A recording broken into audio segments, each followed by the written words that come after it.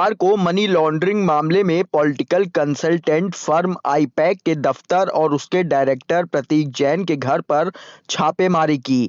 प्रतीक ममता बनर्जी की party TMC के IT cell के हेड भी हैं।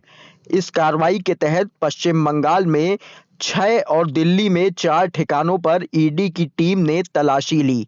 कोलकाता में प्रतीक जैन छापेमारी के दौरान अपने घर पर मौजूद थे।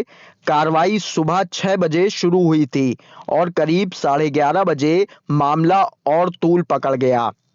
सबसे पहले कोलकाता पुलिस कमिश्नर प्रतीक जैन के आवास पर पहुंचे। इसके बाद मुख्यमंत्री ममता बनर्जी खुद उनके घर पहुंची। ममता कुछ देर वहां रुकी और बाहर निकलते समय हाथ में हरी फाइल दिखाई दी। The party strategy, the party plan. Is it the duty of the ED and Amit Shah? The nasty home minister, the naughty home minister who cannot protect the country and is taking away all my party documents. If I get the BJP party office, what will be? What will be the result? They didn't have any guards.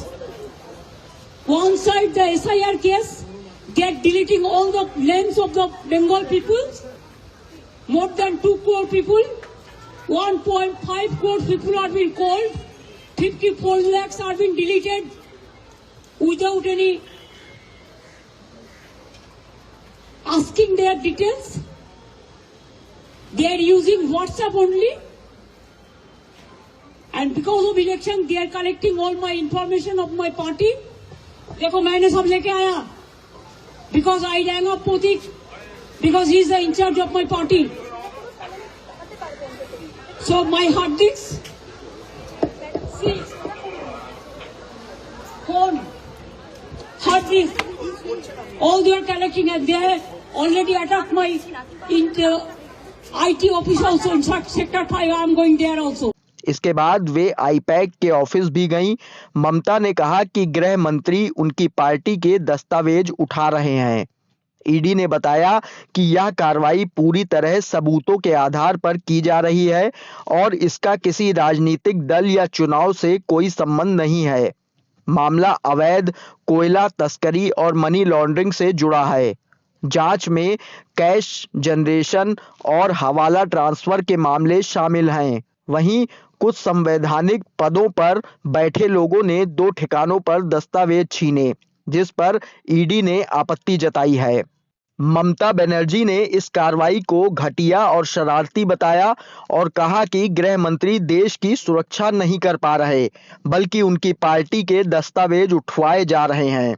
उन्होंने प्रधानमंत्री से appeal करते हुए कहा कि उन्हें इस कार्रवाई को रोकना चाहिए।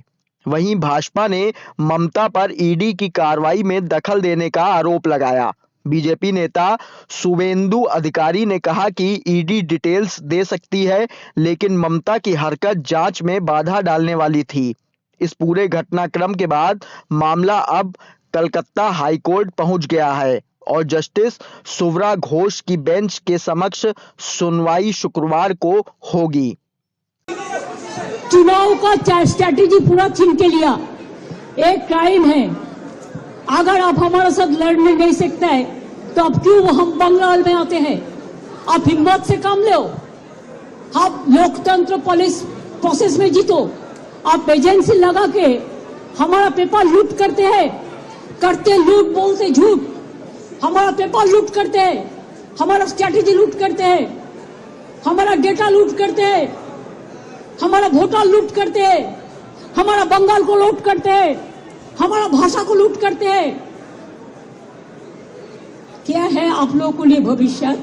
इससे और भी खराब होगा।